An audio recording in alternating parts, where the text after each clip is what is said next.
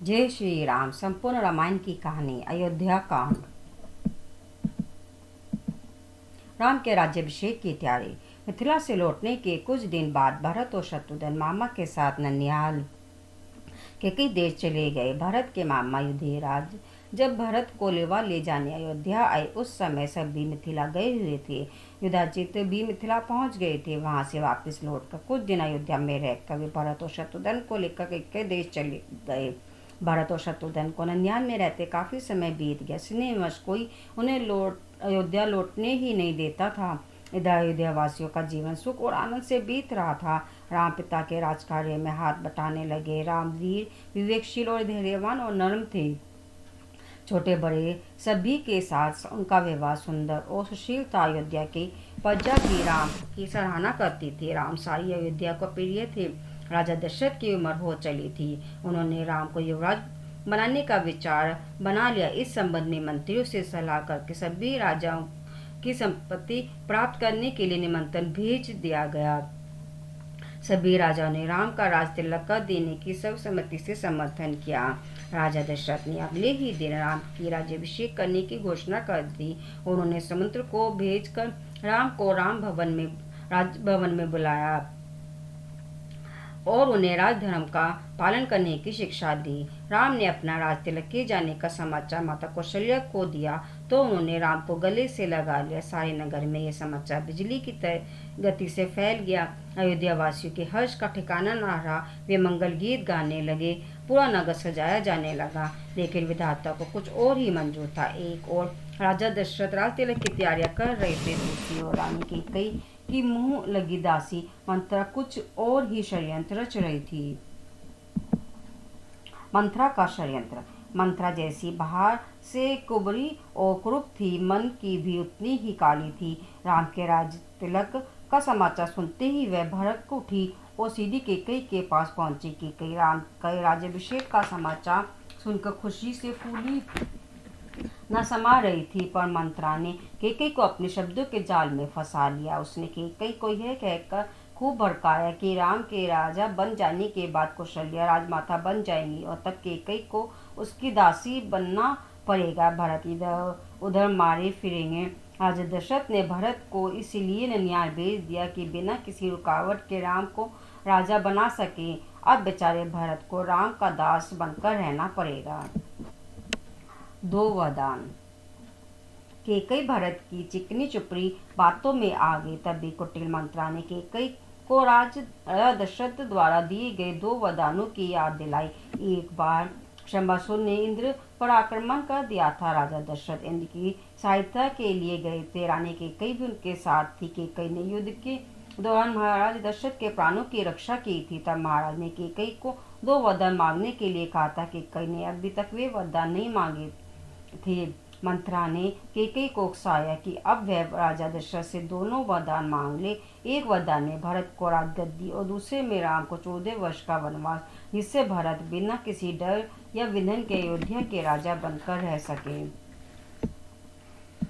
कैकेयी को भवन में।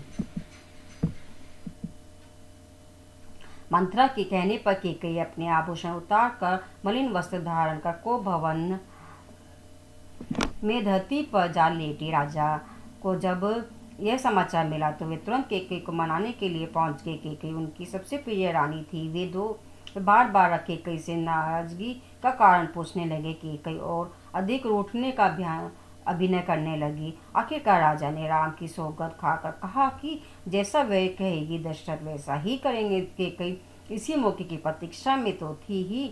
उसने झट से अपने दोनों वरदानों की मांग रख दी। राम के वनवास की बात सुनकर राजा दशरथ बेहोश हो गए। कुछ देर बाद होश में आने पर उन्होंने कैकेयी को समझाने का प्रयत्न किया कि वे राम के स्थान पर भरत को युवराज बना देंगे, पर वह राम को वन भेजने की जिद न करें। पर रानी ने उनकी एक ना मानी। दुख और शोक से व्याकुल राजा दशरथ राम मेरे राम कहकर पुनः बेहोश हो गए। राम से बिछड़ने का दुख उन्हें असहाय था। कैकेयी को उन पर तनिक भी दया न आई। सारी रात राजा दशरथ ने इसी प्रकार शोक में पुकार दी। प्रातः जब सुमंत उनसे मिलने आए तो राजा की दशा देखकर वे कैकेयी की चाल समझ गए। महाराज दशरथ ने उन्हें राम को बुला लाने का संकेत किया। राजा कैकई के हट को जानते थे। वे समझ गए कि अब कुछ नहीं हो सकता था। सुमंत राम लक्ष्मण को बुला लाए। राम को देखते ही दशरथ फिर बेसुध हो गए कि तब कैकई ने राम को राजा दशरथ की उस दशा का कारण और अपने दोनों वरदान मांगने की बात बताई। माता कैकई के वचन सुनकर राम सहर्ष ही वन जाने को तैयार हो गए। राम बोले, हे माता, पिताजी के प्रण को पूरा करने के लिए उनकी आज्ञा से मैं भरत के लिए राज्य त्याग कर अवश्य वन को जाऊंगा।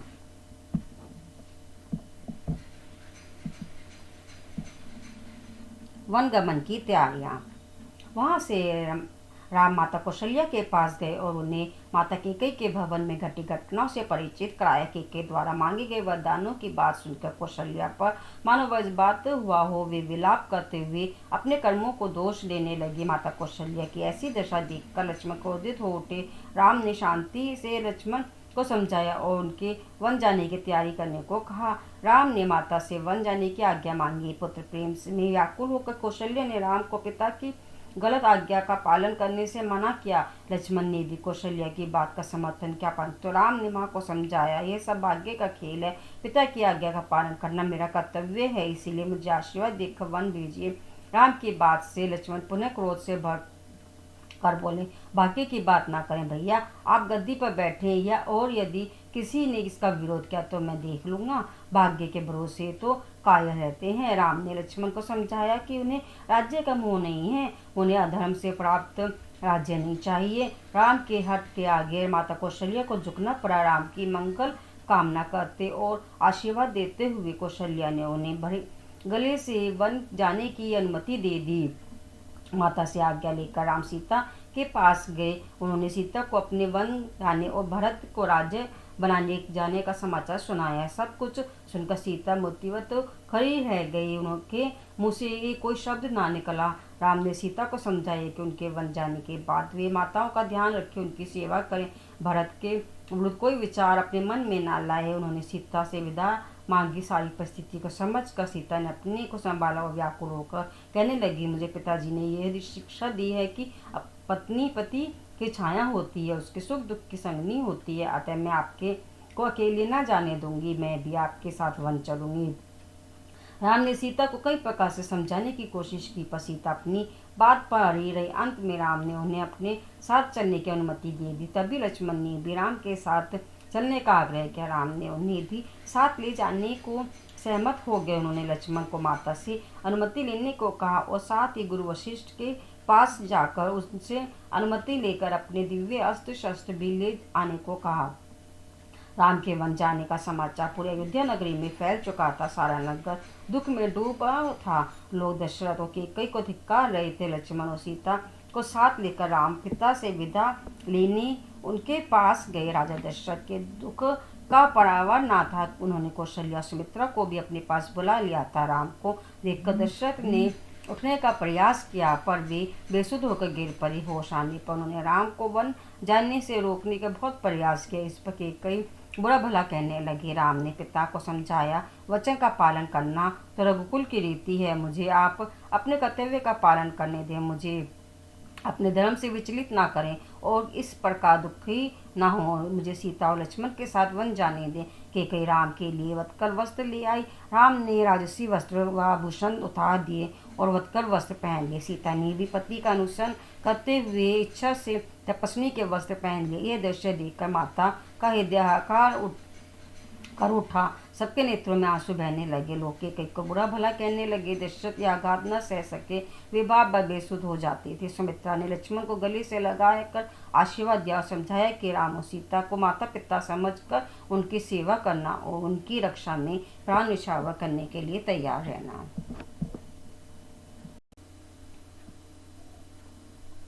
राम वनगमन। सबसे विदा लेकर राम लक्ष्मण और सीता राजमहल से बाहर गए। राजमहल के सभी लोग आंसू बहाते उनके पीछे पीछे चलने लगे। अयोध्यावासियों की भीड़ उमड़ पड़ी थी। सभी राम हे राम पुकार रहे थे और राजा सहित कैकई को कोस रहे थे। सारा नगर शोक में डूबा था। नगर के द्वार पर सुमंत रथ लिए खड़े थे। सुमंत ने तीनों को रथ पर चढ़ा लिया और तेज गति से रथ को आगे बढ़ाया। लोग स्नेहवश रथ के पीछे पीछे दौड़ने लगे। दशरथ जाते हुए रथ को देखकर बेहोश होकर गिर पड़े। उन्हें उठकर कौशल्या के भवन में ले जाया गया। राम ने जब अयोध्या वासियों को रथ के पीछे दौड़ते देखा तो वे भी रथ से नीचे उतर आए और उनके साथ पैदल चलने लगे। शाम होते होते वे तमसा नदी के किनारे पहुंच गए। उन्होंने वहाँ रात वहीं गुजारने का निर्णय लिया। राम और सीता घास फूस की शैया पर बैठ माता पिता व गुरुजनों की याद में डूब गए।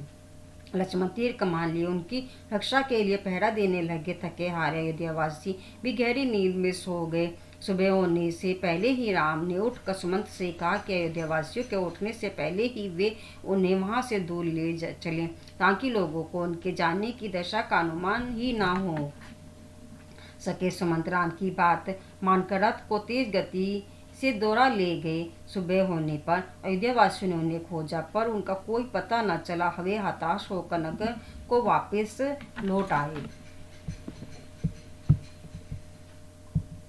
वन यात्रा।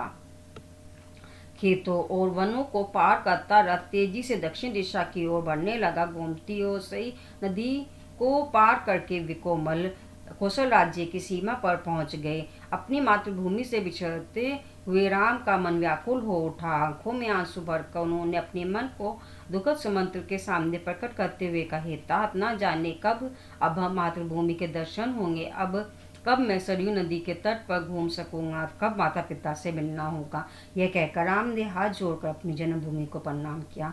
तब भी सीमा पर बसे लोग उनके आसपास जमा हो गए। उनकी दशा पर आश्चर्य करते हुए वे राजा को धिक्कारने लगे, ये समझाते हुए कि वे ऐसा उनके प्रेमवश ही कह रहे हैं। राम ने उन्हें समझाया और आगे चल दिए। शाम होते होते उनका रथ गंगा के किनारे श्रृंगारपुर पहुंचा। रथ से उतरकर राम इंदुगुदी वृक्ष के नीचे विश्राम करने लगे। श्रृंगारपुर निषाद का गांव था। निषाद राज गोये को जब राम के आने की खबर मिली तो वह अपने बंधु बांधवों सहित राम का स्वागत करने जा पहुंचा। वह अपने साथ कंद मूल फल आदि भेंट सब रूप लाया था। निषाद राज का प्रेम देखकर राम ने उसे गले लगा लिया। राम के वनवास की बात सुनकर गोये को बड़ा दुख हुआ। उन्होंने राम से श्रृंगारपुर में ही रह जाने की प्रार्थना की। निषाद राज की आत्मीयता देखकर राम गदगद हो गए। उन्होंने गुरु के कृतज्ञता प्रकट की। उस रात भी राम घास फूस की शैया बनाकर उस पर सोए लक्ष्मण पहरा देते रहे।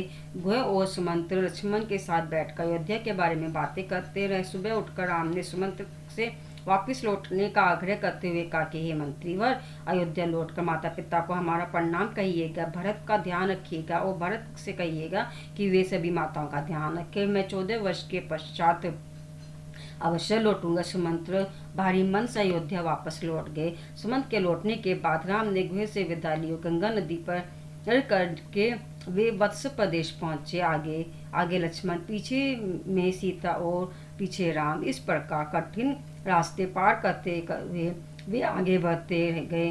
राम को सीता किसी पेड़ के नीचे विश्राम करते हुए राम माता पिता के बारे में ही सोच रहे थे कि उन्हें उनकी चिंता हो रही थी। उन्होंने लक्ष्मण से अयोध्या लौट जाने को कहा। लक्ष्मण ने किसी प्रकार राम को धीरज बंधाया। अगले दिन वे चलते चलते गंगा यमुना के संगम पर स्थित भारद्वाज ऋषि के आश्रम में पहुंचे। भारद्वाज ऋषि राम को देखकर बहुत प्रसन्न हुए। रात आश्रम में गुजार कर प्रातः वे फिर आगे की यात्रा पर निकल पड़े। यमुना नदी पार करने के 2 दिन की यात्रा के बाद वे चित्रकूट पहुंचे। चित्रकूट के रमणीय प्राकृतिक सौंदर्य से आकर्षित होकर उन्होंने वहीं रहने का निश्चय किया। मंदाकिनी नदी के किनारे पर्णकुटी बनाकर वे वहीं रहने लगे। सुमंत का लौटना। सुमंत खाली रथ लिए अयोध्या लौटे तो लोग दौड़कर उनके पास आए और व्याकुल मन से उनसे पूछने लगे कि राम कहाँ है, सीता कहाँ है। सुमंत बिना उत्तर दिए ये रथ को राजमहल ले गए। खाली रथ देखकर रानियां भी रोने लगी। उनके मन में कहीं एक आशा थी कि शायद सुमंत सीताराम को वन में घुमा कर वापस ले आएंगे। दशरथ भी रो रोकर सुमंत से राम लक्ष्मण और सीता का कुशल समाचार पूछने लगे। सुमंत ने निषाद राज गुहे से मिलने तक की सारी घटनाएं उन्हें बताई। राम को गए 6 दिन बीत चुके थे। राजा दशरथ और रानी कौशल्या का रो रो कर बुरा हाल था। राजा दशरथ अपने को दोषी मानकर रानी से क्षमा मांगने लगे।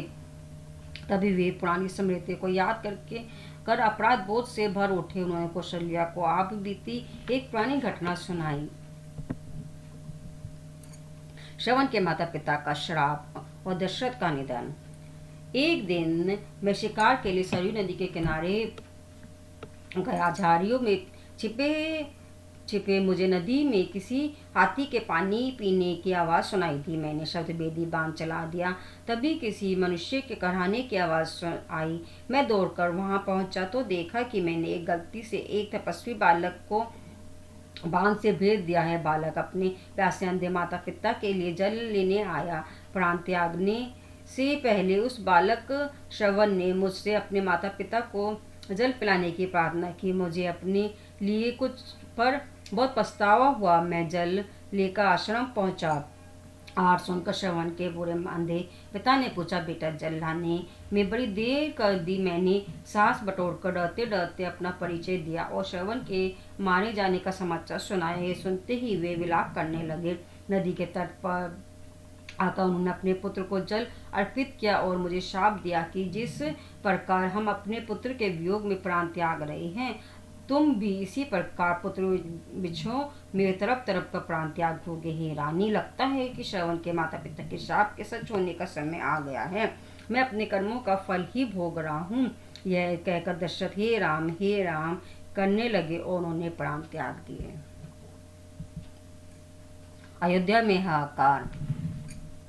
रानियां विलाप करने लगी। राजमहल शोक में डूब गया। अयोध्या में हाहाकार मच गया। एक ओर राम का वनगमन और राजा दशरथ की मृत्यु। अयोध्या इस आघात को सह न सके। मंत्रियों ने आपस में विचार विमर्श करके तुरंत भरत और शत्रुघ्न को ननिहाल से दीवार ले आने के लिए दूत रवाना कर दिए। उधर भरत पहले ही अपशगुन देखकर चिंतित हो रहे थे। ननिहाल से उनका मन उचट रहा था। दूतों का संदेश पाते ही वे अयोध्या शत्रुघ्न के साथ तीव्र गति से केकई देश से रवाना हो गए और 8वें दिन अयोध्या पहुंच गए। सुनसान अयोध्या देखकर भरत का मन घबराने लगा। बाजारों में सन्नाटा था। भरत को देखकर लोग उनसे मुंह मोड़ रहे थे। वे भरत को ही सारी घटनाओं का दोषी समझते थे। भरत के मन में तरह तरह की शंकाएं उठ रही थी। वे सीधे माता के महल में पहुंचे और ननिहाल का कुशल समाचार सुनाकर था और भाइयों के विषय में पूछने लगे कि कई ने पिता की मृत्यु और अपने दोनों वरदान मांग कर राम को वन भेजने तथा भरत के लिए राजगद्दी सुरक्षित रखने का समाचार सुनाया। माता के वचन सुनकर भरत का हृदय छलनी छलनी हो गया। वे फूट फूट कर रोने लगे और क्रोध के मारे आपे से बाहर हो गए। वे माँ पर बरस पड़े, पापिनी ये क्या करेगा? इक्ष्वाकु वंश का सम्मान मिट्टी में मिला दिया। अच्छा होता कि मेरा जन्म होते ही मुझे मार दिया होता। यह लज्जा और अपमान तो न सहना पड़ता। भरत ने सभी मंत्रियों को विश्वास दिलाने का प्रयत्न किया कि जो कुछ हुआ उसमें उनका तनिक भी हाथ नहीं है। तत्काल केकई का महल त्याग कर भरत माता कौशल्या के पास गए। उनके गले लगकर खूब रोए। माता कौशल्या ने उन्हें संभाल कर वो धीरज दिया। भरत पूरी रात राम को याद करके रोते रहे। वे कौशल्या माता को बार बार समझाते रहे कि कई उनके उस पाप कर्म को उनको जरा भी आभास नहीं था। अगले दिन प्रातः भरत ने पूरे विधि विधान के साथ पिता का दाह संस्कार किया। मंत्रियों ने जब भरत से अयोध्या का राज्य संभालने के लिए कहा तो भरत ने बड़ी सभा में घोषणा की कि अयोध्या के राज्य पर राम का अधिकार है। उन्हीं को रहेगा। उन्होंने राम को लौटा लाने के लिए चित्रकूट जाने का निश्चय किया। भरत ने कहा कि हम सभी माताएं, गुरु वशिष्ठ और पुरवासी भी राम को लाने साथ चलेंगे। भरत का चित्रकूट जाना। अगले दिन भरत गुरु वशिष्ठ और माताओं के साथ चित्रकूट की ओर चल दिए। उनके साथ उनकी चतुरांगी सेना और अयोध्या के गणमान्य व्यक्ति भी थे। शाम होने तक वे श्रृंगेश्वर जा पहुंचे। वहीं गंगा के किनारे उन्होंने पड़ाव डाला। निषादराज गोविंद ने अयोध्या की सेना की पताका को पहचान लिया। उसने समझा कि निष्कंटक राज्य करने के लिए भरत सेना लेकर राम को मारने आए हैं। उसने निषादों की तत्काल सभा बुलाई और उन्हें भरत का मुकाबला करने के लिए तैयार रहने को कहा। आक्रमण करने से पहले निषाद राज ने कहा कि मैं पहले जाकर पता लगाता हूँ कि भरत किस लिए आए हैं। यदि भरत राम से मिलने आए हैं तो मैं उनकी मदद करूँगा और यदि उनका इरादा कुछ और हुआ तो हम गंगा के जल से को लाल कर देंगे। तुम लोग मेरे आदेश की प्रतीक्षा करना। गुह भेंट लेकर भरत के पास आए। भरत ने गुहे को गले से लगा लिया। वे बार बार गुहे से राम, सीता और लक्ष्मण के बारे में पूछने लगे। भरत ने मन में राम के प्रति प्रेम जानकर निषाद राज ने उनसे खुलकर भेंट की। राजा दशरथ के निधन का समाचार सुनकर गुहे बहुत दुखी हुआ। गुहे भरत को उस वृक्ष के नीचे ले गया जहाँ राम ने रात बिताई थी। प्रेम से भरकर भरत ने उस वृक्ष की मिट्टी को अपने माथे से लगाया। गुहे ने लौटकर अपने साथियों को सारी बात बताई और भरत की सहायता करने का आदेश दिया। 500 नौकाओं की सहायता से भरत की सेना को गंगा के पार उतारा गया। भरत ने भी राम की तरह उत्कल वस्त्र धारण किए और वे प्रयाग की ओर बढ़े। वे भारद्वाज ऋषि के आश्रम में पहुंचे। गुहे की भांति ही भारद्वाज ऋषि को भी इतनी भारी सेना देखकर भरत पर संदेह हुआ, परंतु भरत के व्यवहार से उनका संदेह दूर हो गया। उन्होंने भरत को चित्रकूट जाने का मार्ग दिखाया। राजा रात भारद्वाज ऋषि के आश्रम में बिताकर प्रातः भरत बल सहित चित्रकूट की ओर निकल पड़े। शांत वन प्रदेश में हलचल सी मच गई। आकाश में धूल छा गई। सेना के शोर से पशु पक्षी इधर उधर भागने लगे। शोर पास आता जाने पड़ने पर राम ने लक्ष्मण से किसी पेड़ पर चढ़कर कारण जानने के लिए कहा। लक्ष्मण ने दूर से अयोध्या की सेना के ध्वजों को पहचान लिया और पेड़ से उतरकर सूचना दी कि भरत पूरी सेना के साथ आक्रमण करने चले आ रही हैं। लक्ष्मण युद्ध के लिए तैयार हो गए। राम लक्ष्मण को क्रोधित और उत्तेजित देख शांत स्वर में बोले, लक्ष्मण, मैं भरत के स्वभाव को जानता हूँ। भरत को राज्य का अहंकार हो ही नहीं सकता। वे अवश्य ही मुझसे मिलने आ रहे होंगे। राम के समझाने से लक्ष्मण शांत हो गए। इधर भरत ने सेना को वहीं रुकने का आदेश दिया। भरत और शत्रुघ्न अकेले ही राम से मिलने आगे चले। उन्हें एक शिला पर राम, लक्ष्मण और सीता बैठे दिखाई दिए। राम को देखते ही भरत का धैर्य छूट गया। वे व्याकुल होकर राम के चरणों पर गिर पड़े। राम को भी अपनी सुध बुध न रही। दोनों भाइयों का प्रेम अश्रु बनकर बहने लगा। राम ने भरत को उठाकर छाती से लगा लिया। भरत ने सीता के चरणों में प्रणाम किया और उनका आशीर्वाद लिया। फिर उन्होंने प्रेमवश होकर लक्ष्मण को गले से लगा लिया। शत्रुघ्न भी सभी से मिले। यह सुनकर कि माताएं और गुरु भी भरत के साथ आए हैं। राम लक्ष्मण उनसे मिलने चल पड़े। शत्रुघ्न को उन्होंने सीता के पास छोड़ दिया। राम बड़े प्रेम पूर्वक गुरु और माताओं अयोध्यावासियों से मिले। उन्होंने सभी के ठहरने का उचित प्रबंध किया और अपनी कुटी में वापस आ गए। सीता की तपस्वी के वेश में देखकर माताएं बहुत बड़ी दुखी हुई और रोने लगी। कैकेयी को अब अपने किए पर गलानी हो रही थी कि पिता की मृत्यु का समाचार सुनकर राम रो पड़े। वे स्वयं को उनके निधन का कारण मानकर बहुत दुखी हुए। राम ने मंदाकिनी नदी के तट पर गुदी फलों से पिता को पिंडदान दिया और उनका श्राद्ध किया। राम को विश्राम करके इस सुबह सभी लोग राम को घेरकर बैठ गए। वे राम से अयोध्या वापस लौट चलने का अनुरोध करने लगे। भरत ने राम के चरणों में सिर रखकर अपनी और कैकेयी के पापों के लिए क्षमा मांगी। राम ने भरत को हृदय से लगाते हुए कहा, भाई, जो हुआ इसमें तुम्हारा या माता कैकेयी का कोई दोष नहीं है। यह तो सब विधि का विधान है, अपने कर्मों का फल है। मैं पिता की आज्ञा का पालन कर 14 वर्ष वन में काट कर ही अयोध्या वापस आऊँगा।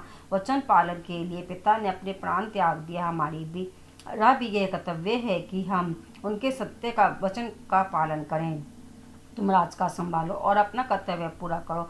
माताओं, गुरुओं और अयोध्यावासियों ने भी राम को लौट चलने के लिए बहुत समझाया, पर राम नहीं माने। भरत भी अपने हट पर अड़े रहे।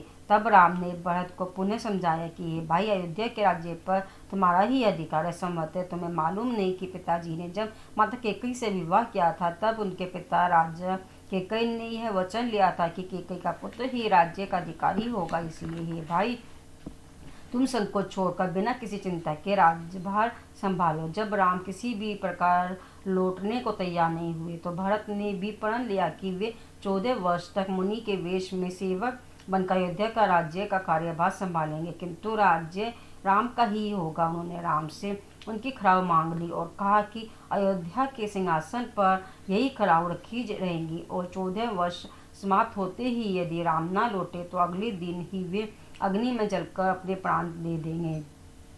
भरत ने राम के खड़ाओं को माथे से लगाया और राम ने भरत को नीति पूर्वक राज्य चलाने की शिक्षा दी।